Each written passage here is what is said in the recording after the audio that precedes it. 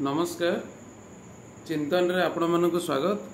पुणी थे आज मु आपण गोटे छोट गप नहीं आसी। गप तो नुह एटा सत कहले चले। सत 1819 मसीहा भितर कथा भल पाइबाटा केमितिया जिनस तार गोटे छोट ज्वलंत उदाहरण।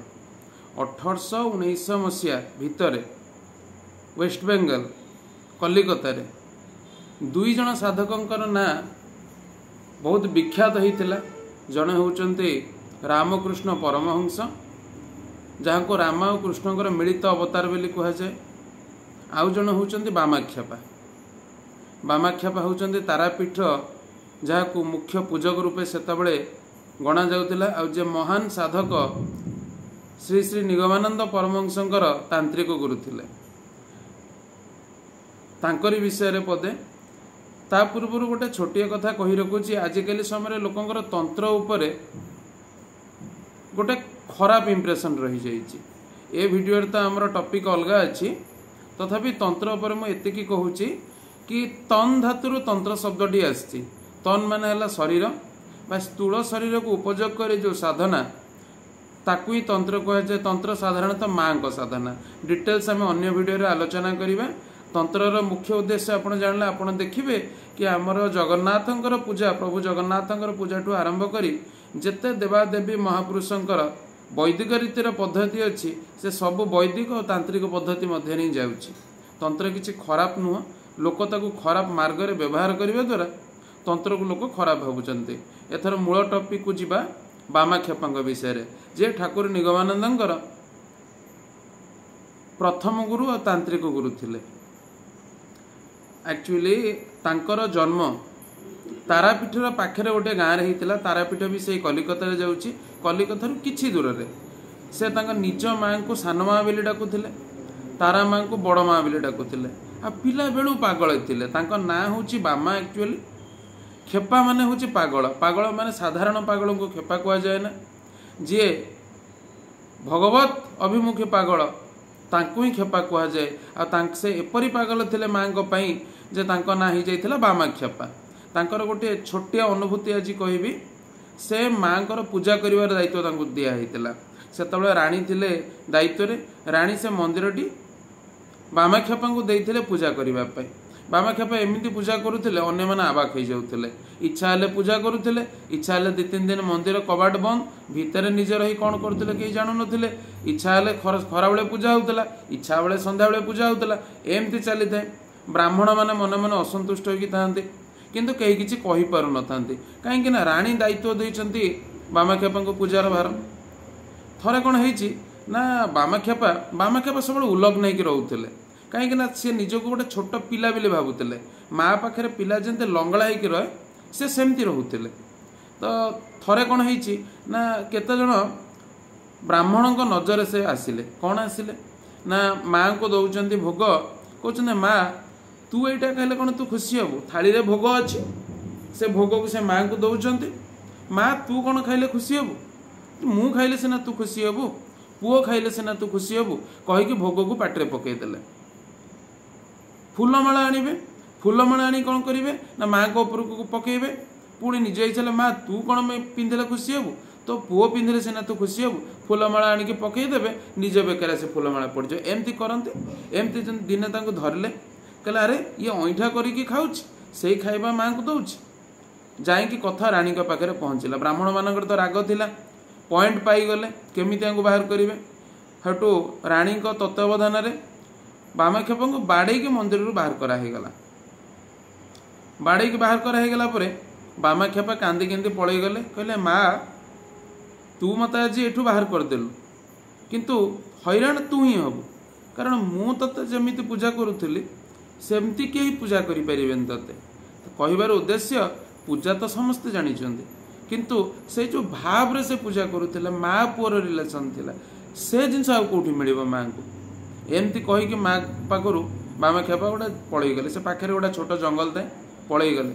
इआड़े मंदिर शोधन व्यवस्था चलता है कहीं मंदिर शोधन ना देवी कुपित हे देवी रागिजे आ से ग्रामर क्षति हे से गोटे गाँ थाए से ग्रामर क्षति हम।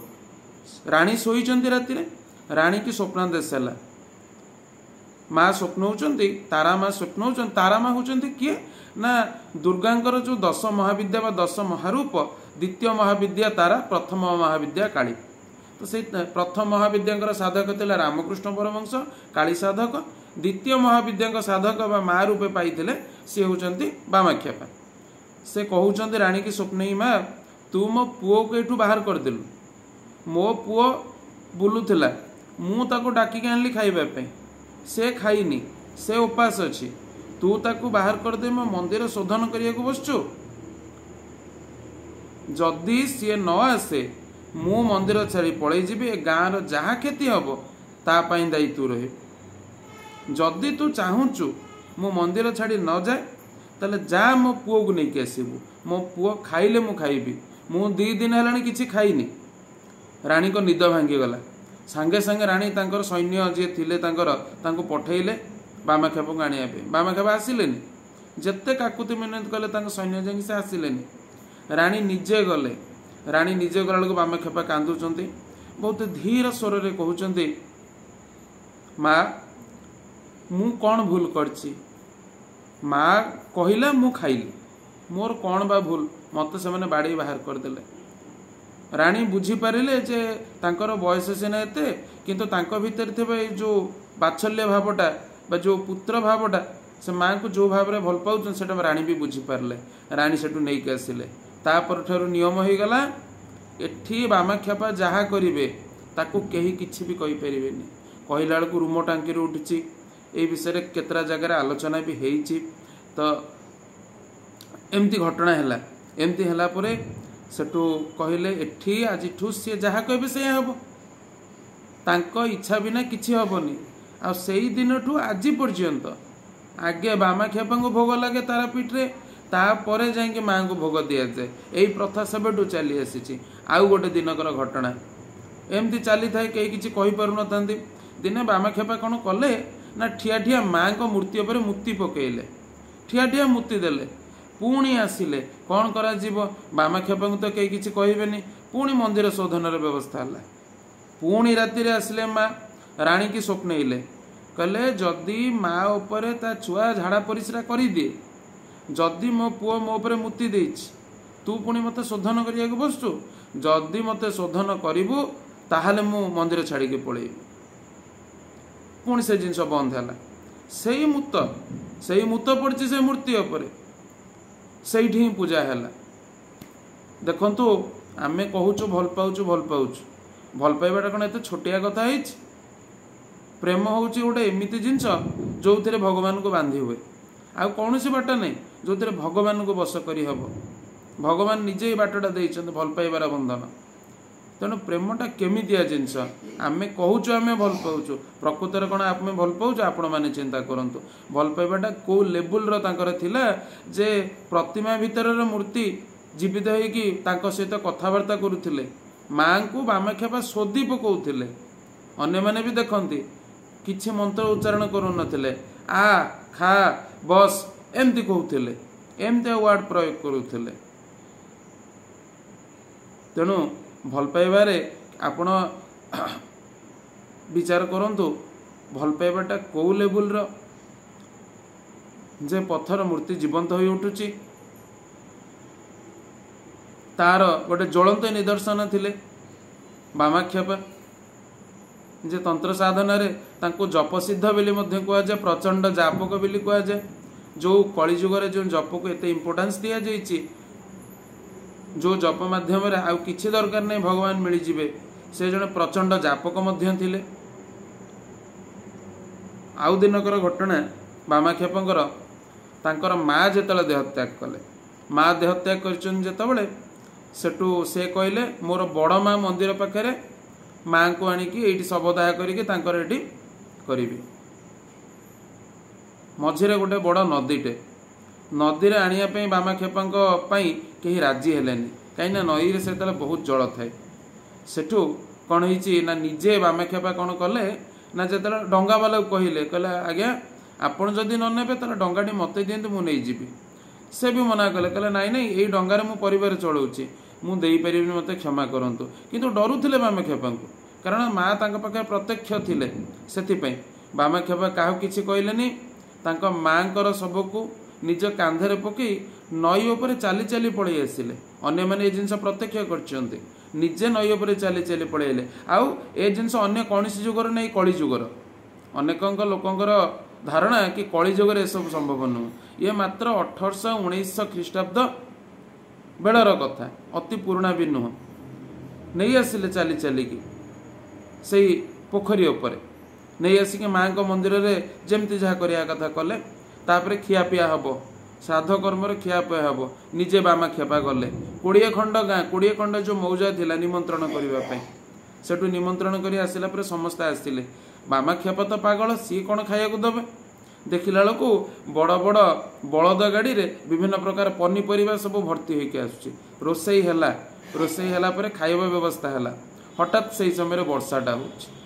ସାଙ୍ଗେ ସାଙ୍ଗେ ବାମାକ୍ଷେପା କ'ଣ କଲେ ନା ଗୋଟେ ଗାର କାଟିଦେଲେ ଚାରିପଟେ। କହିଲେ ଏଇ ଗାର ଭିତରେ ସମସ୍ତେ ବସନ୍ତୁ, ଏଠି ବର୍ଷା ହେବନି। ସତକୁ ସତ ଯେତେ ଲୋକ ଆସିଥିଲେ ସମସ୍ତେ ପ୍ରତ୍ୟକ୍ଷ କରୁଛନ୍ତି ଚାରିଆଡ଼େ ବର୍ଷା ହେଉଛି, କିନ୍ତୁ ସେଇ ଗାର ଭିତରେ ବର୍ଷାଟା ହେଉନି। ଦେଖନ୍ତୁ କେମିତି ମାଙ୍କର କୃପା। ଯେତେବେଳେ ଖାଇସାରିଲେ ସମସ୍ତେ ପ୍ରସାଦ ପାଇସାରିଲେ, ତାପରେ ସେ ମାଆଙ୍କୁ କହୁଛନ୍ତି, ମା କେମିତି କ'ଣ ବର୍ଷା ଟିକେ ବନ୍ଦ କରିଦେ, ମୁଁ ଏମାନଙ୍କୁ ଡାକିଛି, ଏମାନେ କେମିତି ତାଙ୍କ ଘରକୁ ଭଲରେ ଭଲରେ ପଳେଇ ଯାଆନ୍ତୁ। ସାଙ୍ଗେ ସାଙ୍ଗେ ବର୍ଷା ବନ୍ଦ ହେଇଗଲା। ଦେଖନ୍ତୁ କହୁ କହୁ କେମିତି ହୋଇଯାଉଥିଲା, ତାଙ୍କ ଭଲ ପାଇବାଟା କେଉଁ ପ୍ରକାର ଥିଲା, କହୁ କହୁ ସବୁ ଜିନିଷ ହେଇଯାଉଥିଲା।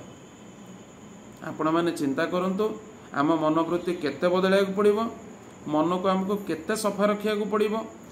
ପୂର୍ବ ଭିଡ଼ିଓରେ ଯେଉଁ ମୁଁ କିଏ, ତା ପୂର୍ବ ଭିଡ଼ିଓରେ ଠାକୁର କିଏ, ଏଇ ଯେଉଁ ଦୁଇଟା ଜିନିଷ ଆମେ ଆଲୋଚନା କରିଥିଲେ, ଏଇ ଭିଡ଼ିଓଟା ବୋଧ ହୁଏ ସେଇ ଜିନିଷ। ଉଭୟଙ୍କ ଭିତରେ କନେକ୍ସନ୍ କ'ଣ, ମୁଁ ଆଉ ସିଏ ବା ଆତ୍ମା ପରମାତ୍ମା ଭିତରେ କନେକ୍ସନ୍ କ'ଣ, ଯେଉଁ କନେକ୍ସନ୍ରେ ଭଲ ପାଇବାଟା ହେଉଛି ଏତେ ମାଇନେ ରଖୁଛି। ତେଣୁ ତାର ଏ ଗୋଟେ ଜ୍ୱଳନ୍ତ ନିଦର୍ଶନ। ଆଜି ପାଇଁ ଏତିକି। ଯଦି ମୋର କିଛି ଭୁଲ ରହିଛି, ଯଦି ଆପଣଙ୍କର କିଛି ବୁଝିବାର ଅଛି କିମ୍ବା କିଛି ଅଧିକା ୟା ଉପରେ କେହି ବି ଜାଣିଛନ୍ତି, ଦୟାକରି କମେଣ୍ଟ କରି ଜଣାନ୍ତୁ। ରହିଲି, ଜୟ ଜଗନ୍ନାଥ।